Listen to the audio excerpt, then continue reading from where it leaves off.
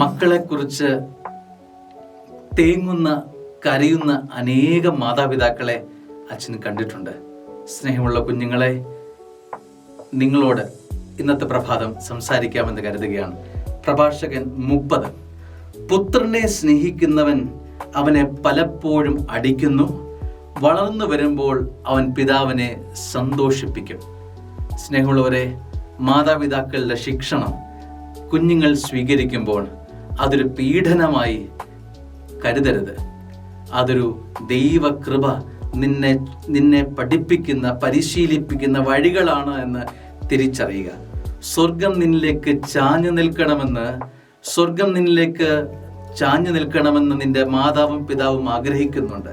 ഈ ശിക്ഷണത്തിലൂടെ, ഈ പരിശീലനത്തിലൂടെ നീ സ്വർഗത്തോട് ചാരി നിൽക്കാൻ ഇതിടയാകും. ദൈവം അനുഗ്രഹിക്കട്ടെ. എല്ലാ മക്കളെയും സ്നേഹത്തോടെ ചേർത്ത് പ്രാർത്ഥന വിഷയമാക്കുന്നു. ദൈവം നിങ്ങൾ അനുഗ്രഹിക്കട്ടെ.